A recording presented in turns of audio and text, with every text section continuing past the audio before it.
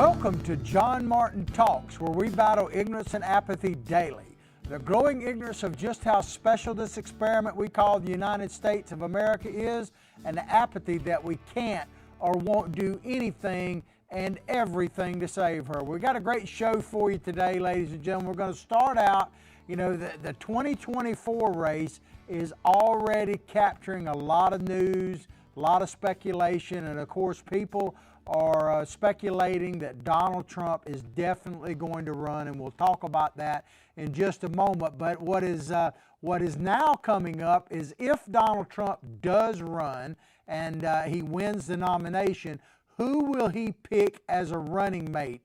And what are the criteria for picking a running mate? They're different now than they were when he ran in 2016. So we'll talk about that. And then a story that you wouldn't think this would be a big deal, but it really is, especially when you talk about the mindset behind the new person that's going to be in charge of Twitter. The current CEO of Twitter is stepping down, and he's picked a new person. And some of the comments from this new person of Twitter, I think, speak loudly to just how far left many in this country have gone, and we'll get into that. But before we go any further, I always have to talk about any kind of deals I have for you, any kind of special opportunities, and in this case, you always have a special opportunity with Big Daddy Unlimited. Look above the video, no matter when or where you're watching it, and you will see a link to Big Daddy Unlimited BDU. Click on that link, follow the directions, and you will get factory direct pricing on all things Second Amendment, from guns and ammunition. Yes, I said guns and ammunition, as well as over 100,000 related items delivered directly to your door at factory direct pricing. Now, if you want to see an example of just how good that pricing is, check out the show that precedes us. We're on every day at 11 o'clock Eastern Time, Eastern Standard Time. But before us at 10 o'clock is Denny's Deals. Now, Denny comes across our John Martin Facebook site as well as our Excluded Facebook site. You spell excluded by dropping the E and just going with the big X, Excluded. But Denny comes on, talks for about 15 or 20 minutes, shows you some products from the Big Daddy Unlimited lineup. He demonstrates, talks about them, but then he gives you the factory direct pricing you would get if you were a member of Big Daddy Unlimited. Once you see just how great that pricing is, go back to the top of the video. No matter when or where you're watching it, click on our link to BDU. You'll be helping yourself to those savings and helping us as well. Christmas is literally right around the corner, and nothing says I love you more than maybe, a 38 snub-nosed stocking stuffer. Check it out, Big Daddy Unlimited. All right, let's get into the meat and potatoes of the show. This first story comes to you via Politico. Title: Next on Trump's 2024 list, an out-of-the-box running mate. Now, Donald Trump has not formally announced that he is running for office yet. He has said publicly that he has made up his mind. He hasn't said what it is, but he's talked about how you can't announce right now about whether you're running for president, because it has to do with fundraising and qualifications. So all of that makes sense. The big question is, will Donald Trump actually run? And I'll give you my opinion about that more in just a moment. But according to this article, they're talking about what it would take to be Donald Trump's running mate. What would be the decision process for Trump this time? Because it's different. It's different than in 2016, because Donald Trump actually is being, President Trump is an absolute known quantity. And, I don't think he needs the traditional help that might come, but we'll expand on that from picking a running mate. Back to this article. The last time Donald Trump picked a running mate, he made a conventional choice in Mike Pence, a relatively safe decision with traditional presidential ticket balancing in mind. Now, no Mike Pence this time. It's pretty obvious. I don't think we have to get too deep into it. It's not going to be Mike Pence. We know that. Donald Trump's not interested in asking him, and I doubt that Mike Pence is interested in doing it. I actually like Mike Pence. I thought at the time he was a great choice. I did meet him during the campaign. He wouldn't know me from Adam, but I was impressed by his effort to help Donald Trump win.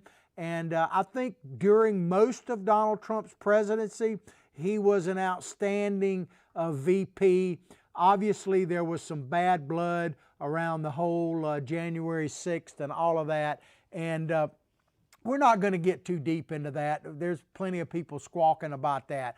But Mike Pence is not going to be Donald Trump's running mate. I don't think it takes a genius to do that. Now, this idea of who is going to be Donald Trump's running mate, if you assume two things: one, that he runs, and secondly, that he would win if there were a Republican primary. The first part, whether he's going to run or not, I think is still up in the air, and I'll give you my opinion on that in a little bit. But whether or not he would actually win the Republican primary, now things can change between now and then, but right now there's no way he would lose that. So, who he picks is a very interesting decision. It's a totally different calculation than when he picked Mike Pence. Back to the article. But as Trump gears up for the 2024 bid to recapture the White House, the necessant thinking at Mar-a-Lago, which is where Donald Trump lives, Donald Trump is kind of like me, American by birth, Floridian now, by the grace of God. So welcome to our state, Mr. Trump. But Mar-a-Lago surrounding his potential vice president is considerably different. According to conversations with a dozen Trump advisors, of course they're all anonymous, right, and close associates, the former president doesn't feel bound by geographic and ideological considerations or any standard political rules as all. And he is not. He's clearly not. If you think about it, when you look at how they pick the vice president, generally speaking, it is to help the ticket in some area where they're short, either by getting a state to turn and come your way, like maybe Indiana when he picked Mike Pence, or for some other political calculation like Joe Biden picking Kamala Harris. Sometimes people pick people they like and feel comfortable with. Sometimes they pick people that they absolutely end up not liking at all. That's happened when John McCain picked Sarah Palin.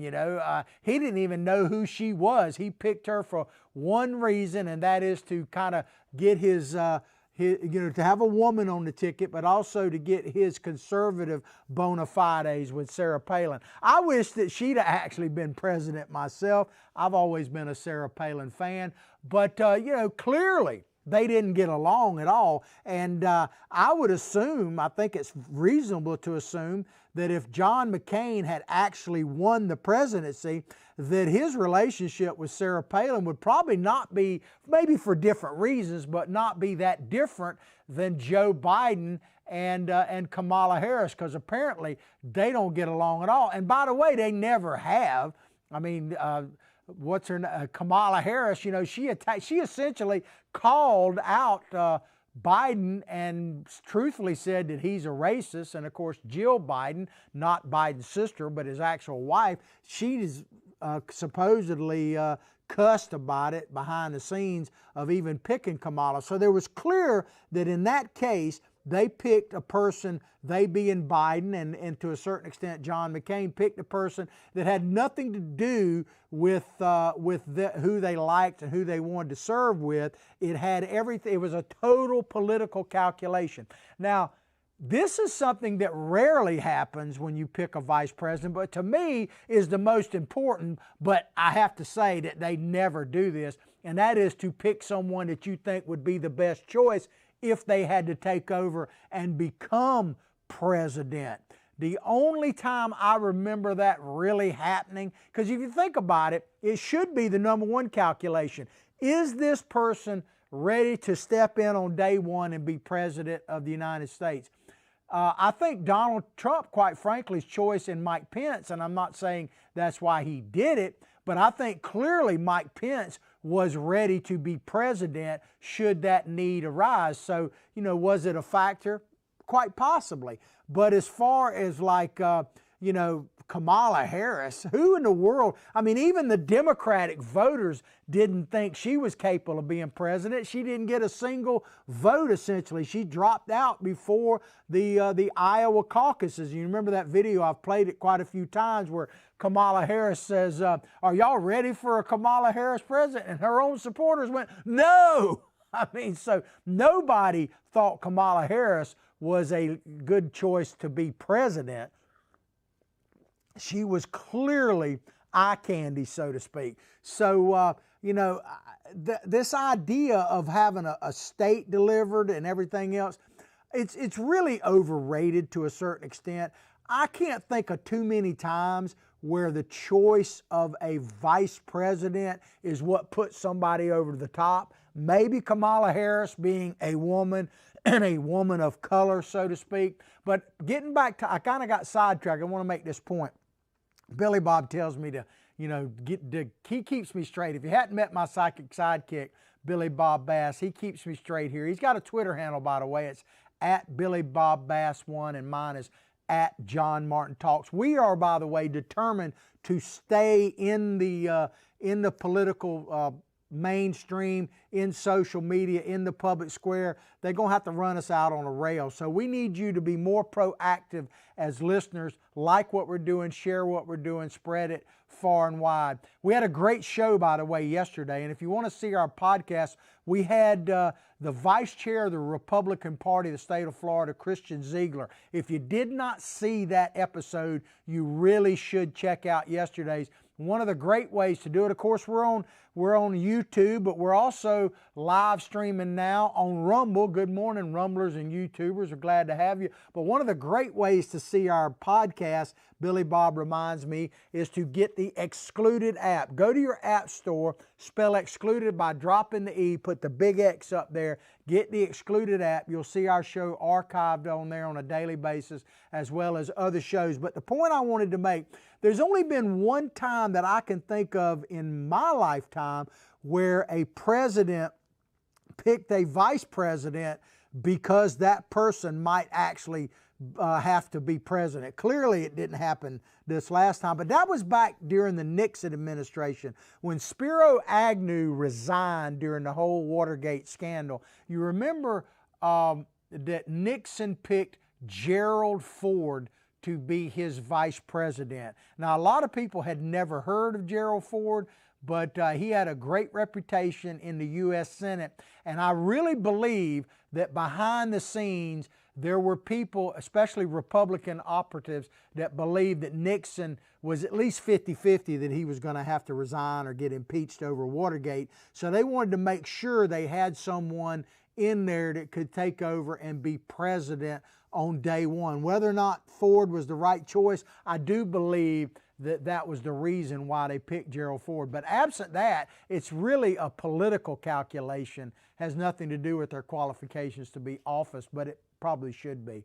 But reality is it's not. All right, let's keep going. Those familiar with his thinking, talking about President Trump, if you're just tuning in, we're talking about who might be the potential running mate of President Donald Trump, or if he, decides to run again. Those familiar with his thinking say his selection will be determined by two factors that rate the highest in Trump's estimation: unquestioned loyalty and embrace of the former president's baseless, this is the article's words, not mine, baseless claims that the 2020 election was stolen from him. We're not going to get into all that. We've hashed that out many, many times, but we'll comment a little bit about it. First of all, the thing they're criticizing, that's one thing to criticize President Trump for being maybe picking someone who shares his feelings about the 2020 election and all that. I get that. And that's certainly an area that could be controversial. But why they knock Donald Trump for actually looking for someone who is loyal, a loyalty factor, I don't get that. I guess it's because the media and the never-Trumpers and the Democrat progressives that are running that party right now, I guess the concept of loyalty makes no sense to them because everything they do is finger to the wind political calculation. That is not how Donald Trump works. So I'm thinking about loyalty. So I decided to look it up, the word, just to see in what context maybe this applies to Donald Trump, and this is what I came up with. Loyalty, a strong feeling of support or allegiance. I don't see a problem with that. Why in the world would you pick someone that you don't think is loyal to you and that has a feeling of support or allegiance? It doesn't make sense. And keep in mind, Donald Trump, this is what separates Trump, just at the core of his being. Donald Trump is not, at least was not, a politician. He's a businessman. So he looks at things from his perspective. As a politician, maybe it makes sense to totally make a poll-driven choice, a political calculation. But for Donald Trump, as a businessman, can you imagine him hiring someone to run one of his properties or to be, a vice president of his company based on some kind of, poll numbers or something? He's going to make the choice two ways. Who is the most competent person to do the job, and can I get along with them? Are they going to be loyal to me? And so to me, it makes perfect sense, and there's nothing wrong with Donald Trump doing that. Now, as far as the election is concerned, let's talk about this for just a moment. Bill O'Reilly, Bill O'Reilly is a good friends apparently with the president. If you have not heard this, the President Trump and Bill O'Reilly are going to do a series of live interview, not rallies, but you have to have a paid ticket. Now go to look it up online. I think there's a website.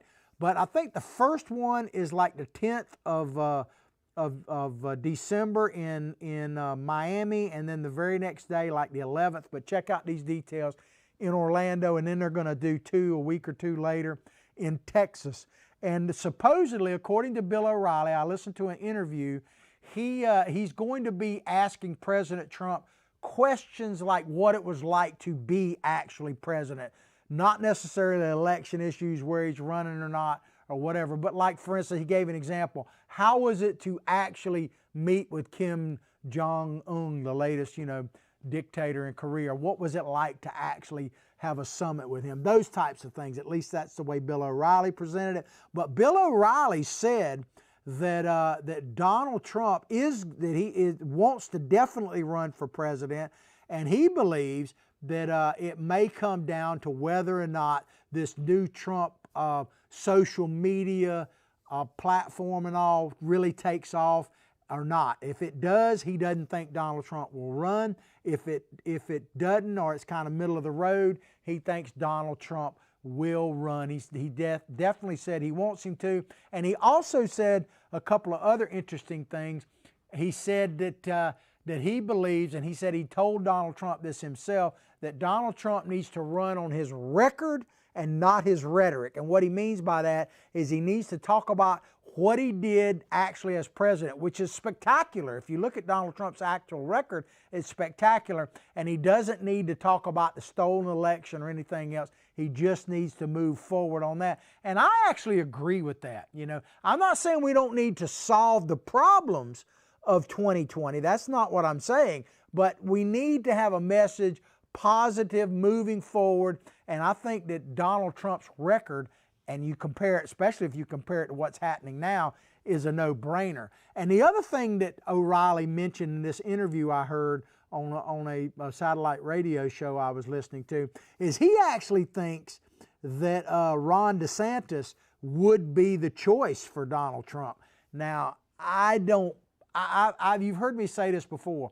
I don't think that's going to happen, but Bill O'Reilly knows better than me. But let's cover the DeSantis question really quickly.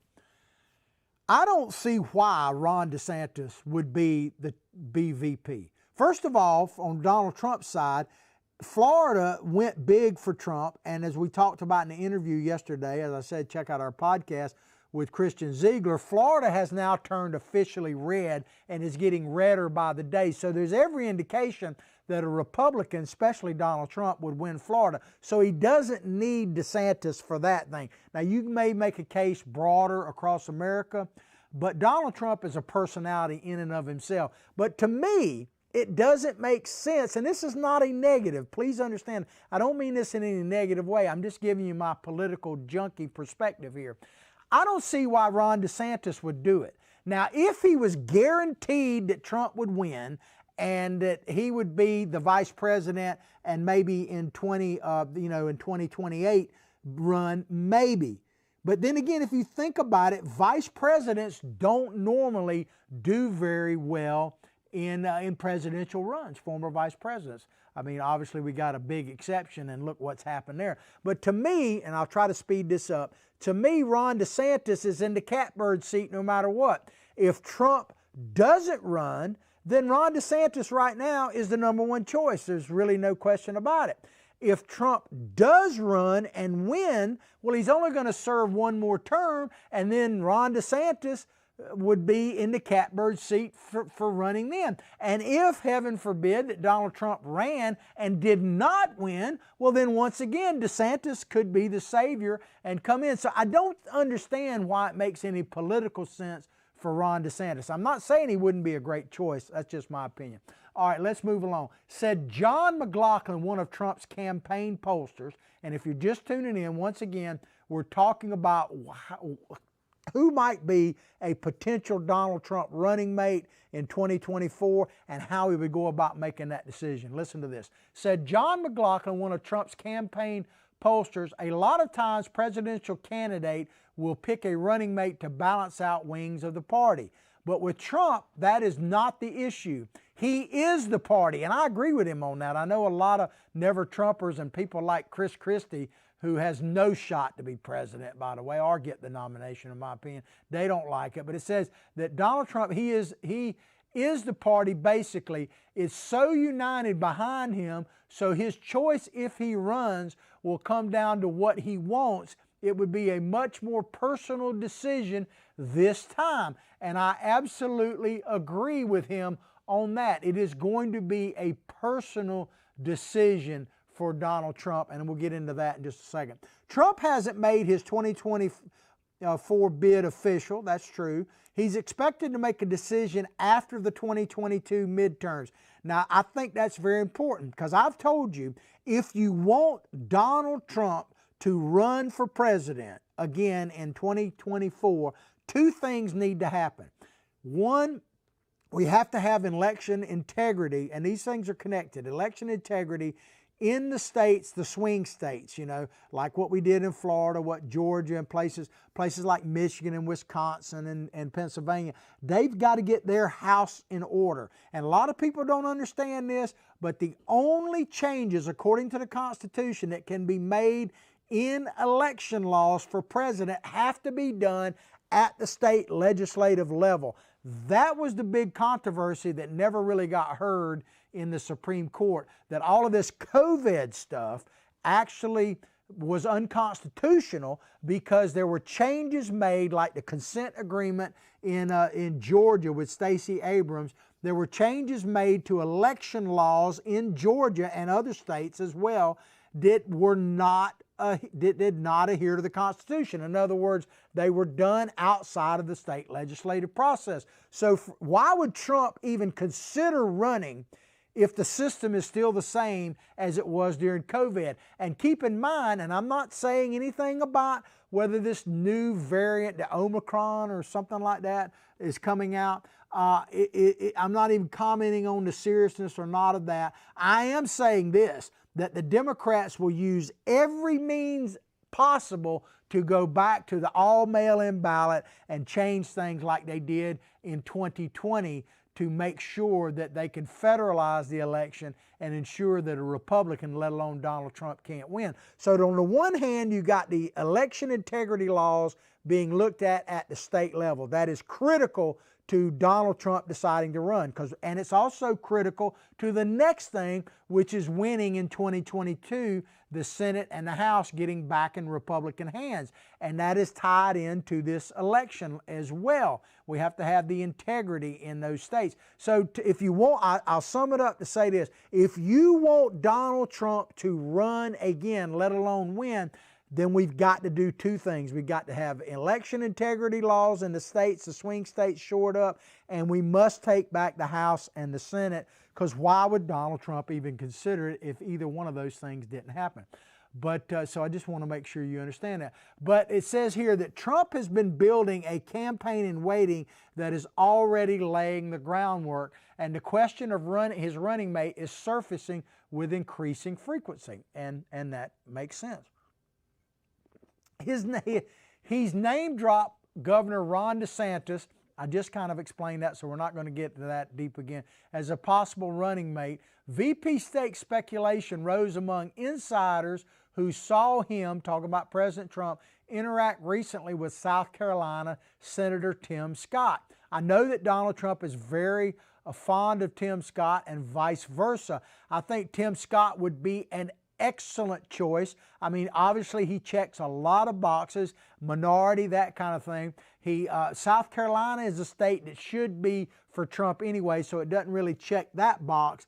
But Tim Scott is a fabulous senator, and I think is well qualified to be President of the United States, either if something were to happen to Donald Trump, or once Donald Trump wins and serves out his remaining term, and then Rick Scott would be in a great position to be a candidate. So Tim Scott makes a lot of sense. And then it says another person is former Secretary of State Mike Pompeo.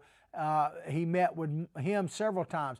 Now, all these people would be excellent choices. Mike Pompeo is a very interesting choice. A lot of people are pushing him, if Trump doesn't run, to be the MAGA candidate. And I think Mike Pompeo, by everything I can see, would be a tremendous president.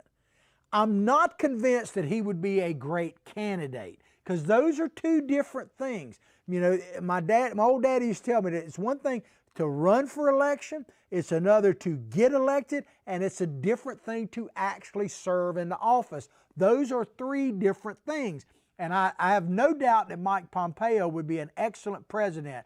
I'm simply not convinced, because I really haven't seen him on the campaign trail, so we'll have to see. But I can see Donald Trump picking Pompeo because of his competence, and he has complete trust in him.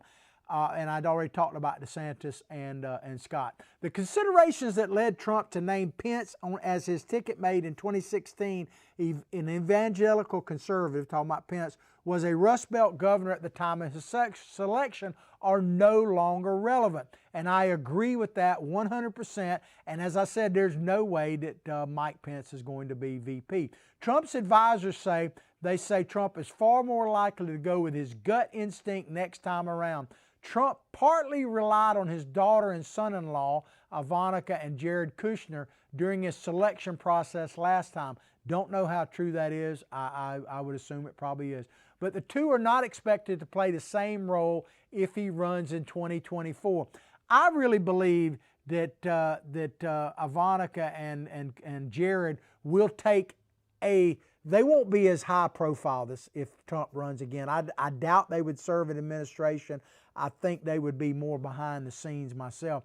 But at the time, as I said, Pence was a solid choice at the time, and it made perfect sense for Donald Trump to actually pick Pence. But let me just tell you, I don't think Mike Pence has a future in running for president. I don't see him ever being at the top of the ticket running for president. He may try if Donald Trump doesn't run.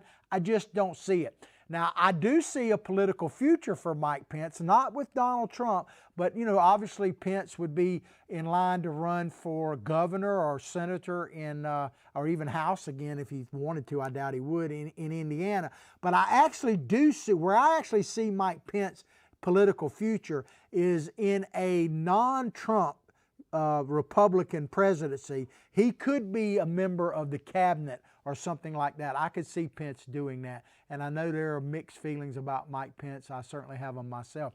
Those familiar with Trump's thinking say his prospective vice president selection would likely draw from three general lanes of candidates: a woman, conservatives of color like Tim Scott, or a trusted advisor like a Pompeo, or a consigliere, as one advisor described it. Now, I'm going to throw out a wild card in this. How about Sarah Huckabee Sanders? I know she's running for governor in Arkansas, and assuming she actually wins, I mean, to me, Sarah is the boss. I actually would love to see Sarah Huckabee Sanders as president of the United States. I really would. I just really am a huge fan of Sarah Huckabee Sanders, without a doubt. That would be a really interesting choice, man. You talk about two dynamite people. And I'm not saying she would overshadow Trump, but he might not pick her for that reason, because she is the boss, man. But if you think about it, if she runs, or she is running and wins in Arkansas, which I expect that she will, she would be one heck of a powerful choice. So, I mean, don't take her out of the running. And then they talk about another person that I am a huge fan of. Many of you will not know who I'm talking about. But among some Trump advisors, according to this article, Florida Lieutenant Governor Jeanette Nunez is viewed as a promising future star. And man, she is a star. I'm telling you, this gal, the only reason you don't hear more about her is she's a bit overshadowed by Ron DeSantis. That is not a negative thing. I know them both, and I know Miss Nunez more on a personal level. She is a terrific supporter of Ron DeSantis, and he of her, but it's only natural, as strong as DeSantis is, that she's being covered up a bit. But I'm telling you, watch this lady right here. She is a superstar and would be a magnificent choice for vice president. I'm just saying, man. If Trump picks another white male as a running mate, those who know his thinking say it's likely that an individual would play that role of a close advisor. They're talking about somebody like a Mark Meadows, you know, that was his chief of staff, and out of North Carolina. I can see that happening, but I just don't think it's likely. I don't think that is likely to happen. I could see Mark Meadows being in the cabinet once again, or, you know, being Trump's chief of staff. I think they really get along well. I just don't see him being the vice president. Now, the bottom line question here, will DJT run? I keep going back and forth. I agree with Bill O'Reilly in the sense that if Donald Trump's media empire takes off, I think he's more likely to be a kingmaker rather than the king himself. Now, I've told you all along, Donald Trump has every right to just ride off into the sunset and enjoy the fruits of his labor, his family, and everything else. He's obviously not going to do that. I mean, he's active as he can possibly be right now. And thank God he's endorsing in primaries and everything else. That is a tremendous public service, by the way, that Donald Trump is doing. Side note, if you don't know what I'm talking about, Donald Trump is endorsing in federal and even some local elections, state and local elections, in primaries, man, and he's getting heat from it, but I think it's a great public service, because what we really need is not only to take over Congress, but we need to take over Congress with the right people. We need America First people to be elected to the House and Senate and even school boards and everything else. So I really appreciate that Donald Trump is. So will he run? I think he like O'Reilly said, I think he definitely wants to run. I was saying a few months ago that I didn't think he would. And then I kind of said, well, I think it's about 60%. Now, I'll be honest with you, I'm 50-50. Don't misunderstand me, I'm not 50-50 about whether I want him to run. I'm 50-50 about whether he will or not. And I told you the factors right there. But I believe, so the question is, if he runs, who would he pick for VP? I believe it'll be a woman. I do believe it will be a woman. And I actually think the dark horse person is that Nunez, our lieutenant governor. I think she, Hispanic from Florida, which is a big state, a woman. I would not, and apparently her and Trump get along famously. I would not be surprised. But I do think that Donald Trump will pick a woman as his running mate. Maybe the senator, I'm trying to think of her name, Blackburn from Tennessee. She's excellent as well. But there are some great Republican, Kristi Noem, all that kind of stuff. Some great Republican women out there, and I think Donald Trump, if he runs, will pick a woman. That's just my prediction right now. All right, we'll move along here, but before we do, I want to give you another opportunity at a free gift. Christmas time, I got something free for my loyal listeners. Go above the video, no matter when or where you're watching it, and check out the link johnmartinhealth.com. That's johnmartinhealth.com. Click on that link, follow the directions, and you will get absolutely free a $50 value, a bottle of zinc mineral, and, not to be outdone, a bottle of vitamin D3, 2 for the price of nothing, $50 value, free. Because one thing I think we all agree on about this pandemic that's been out there is we need to be healthier as a people, as a nation, and really around the world. I got people listening everywhere. And to do that, proper nutrition and these supplements here, johnmartinhealth.com, free zinc, free vitamin D3, follow the directions, you can't go wrong. All right, let's move into this last story here. And this is a very interesting story. It shouldn't be, you know, they're doing a CEO change at Twitter, but when you hear, and we're going to talk specifically about this gentleman in a minute, when you hear some of what comes out of this new CEO, there he is pictured at Twitter, it is crazy, man. This is a Breitbart story. Twitter CEO, and I hope I say his name right, Parag Agrawal, he says, our role is not to be bound by the First Amendment. Interesting, and we'll talk about that specifically in a second. In an interview last year, the incoming CEO of Twitter, Parag Agrawal, made it clear that free speech is not a priority for the company. So you got a social media company that's saying, hey, free speech, and, you know, take it or leave it company, and that his platform would not be bound by the First Amendment. That's an interesting term. Agrawal said the kinds of things that we do about this is focus less on thinking about free speech, but thinking about how the times have changed. And man, is he right about that. I mean, think about, we played it many times, we're not going to play it again, but Governor Murphy of New Jersey back a couple years ago almost now when this whole lockdown started, and Tucker Carlson asked him, what gives you the right to take away people's Bill of Rights from the Constitution? And Murphy looked right in the camera and said, oh, I wasn't thinking about that Bill of Rights at the time, and chuckled, that's above my pay grade. These people don't care about the Constitution. As a matter of fact, they think that the Constitution is in their way. But think about what this Agrawal is saying here.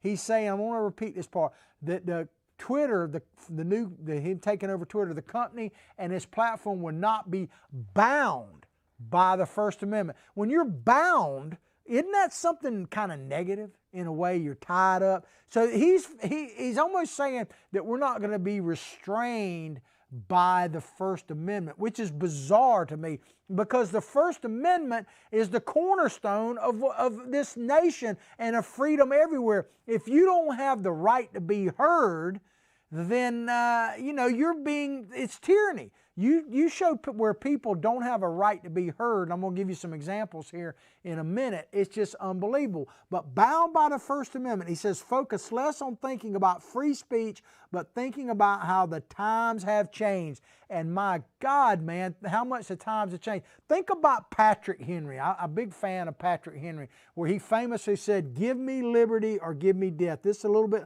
longer text by that. And people don't totally understand the full gravitas of what Patrick Henry was talking about. I would encourage you to read his whole speech.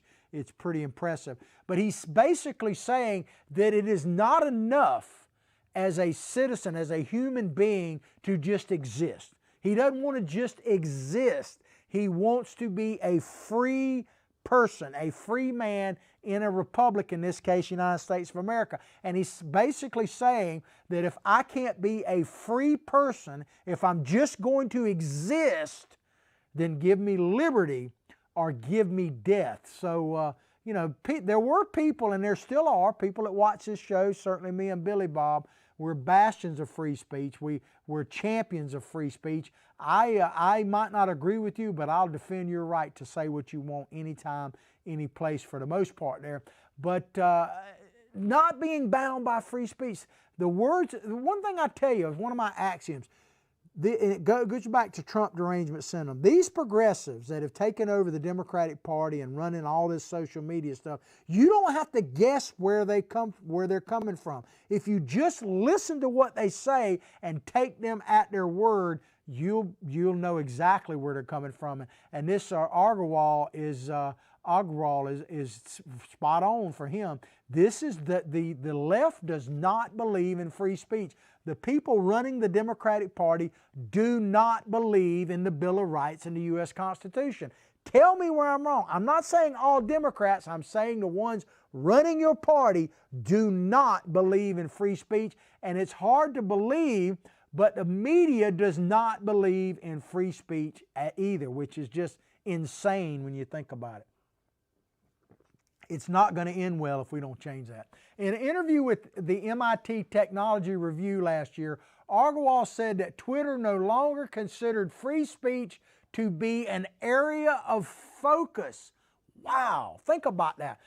So my question, what is the opposite of free speech? If we're not going to focus on free speech, what is the opposite of that? Billy Bob, I introduced my psychic sidekick earlier. He gave an examples that the Simpsons recently got an episode of theirs got censored by China when it had to do with Tiananmen Square. This apparently was, there's this little placard that was put up in The Simpsons. I hope we can show it. Show that Tiananmen Square joke thing.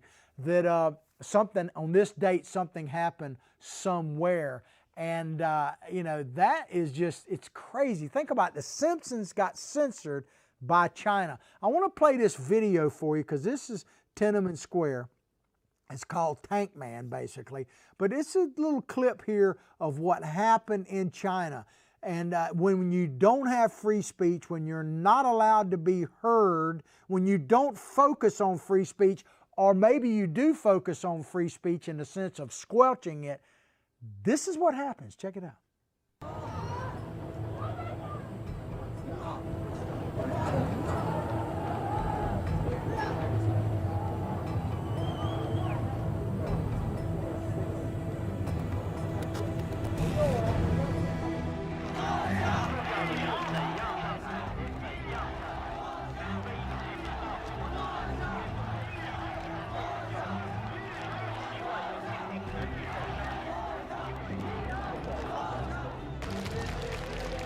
I think you get the picture.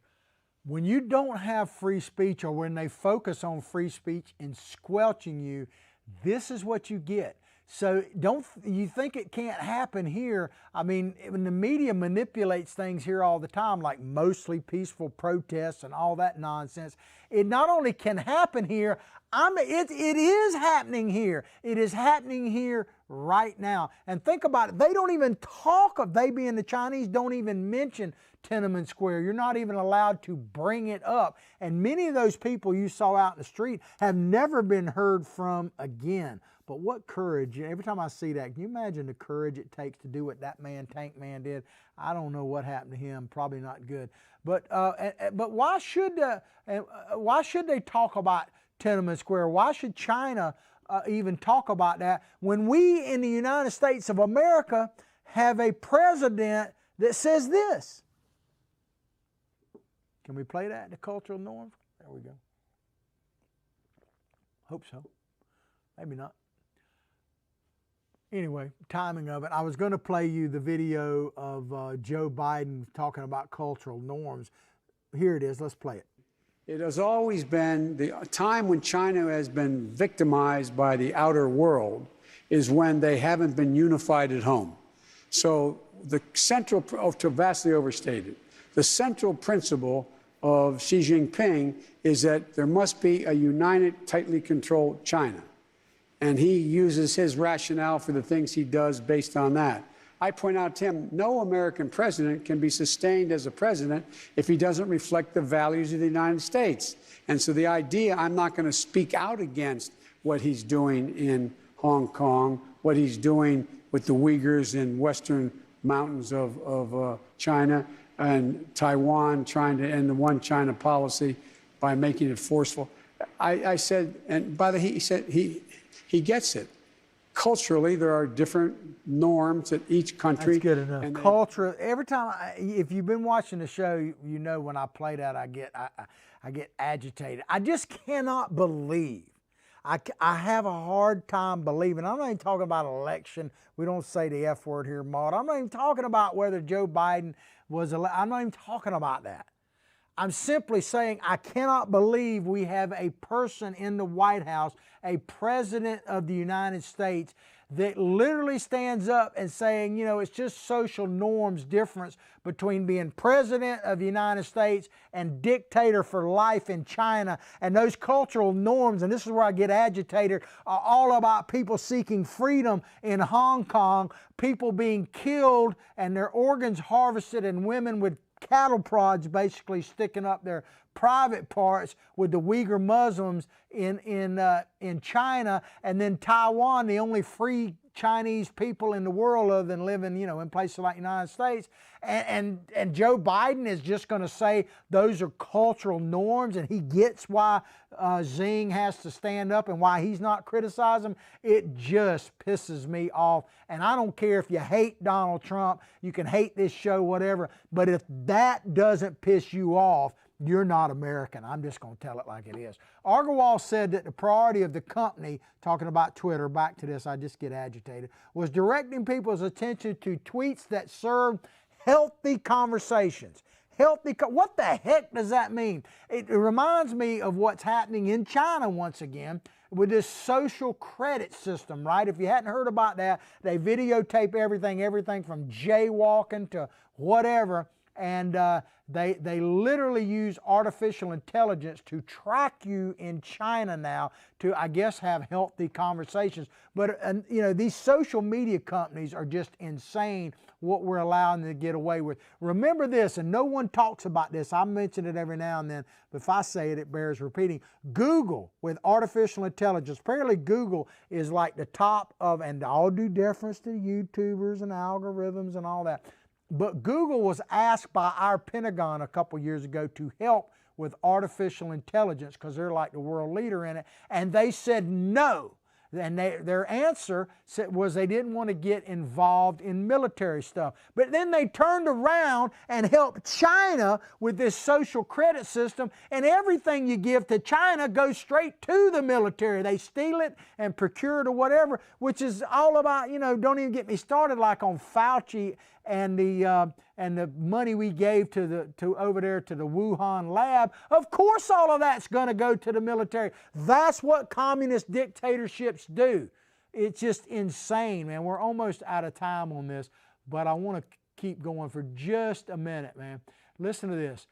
One of the changes today that we see is speech is easy on the internet. This is from the new leader of Twitter. Most people can speak. Where our role is particularly emphasized is who can be heard. Listen to that, who can be heard. I mean, King George would have loved that, to be able to control who can be heard. You know, we did this little thing called the Revolutionary War to make sure we could be heard. I mean, it is really scary when you break all of this down. It's just really, really bad. And I can tell you, if you're on the side of squelching free speech, if you're on the side of burning books and all this kind of stuff, which is essentially what this is, where people cannot speak, you're on the wrong side. I don't care, you don't have to be on the Trump side or my side, but if you're on the side that doesn't believe in free speech, you're on the wrong side. Well, I hope you've enjoyed our show as much as I've enjoyed bringing it to you. Please go to all our social media sites, like them, share them with others. I'll pray for your family. You pray for mine. Let's all pray for this nation with the free speech while we still have it. But above all else, like I say each and every day, from my heart, from my family to yours, have a blessed day.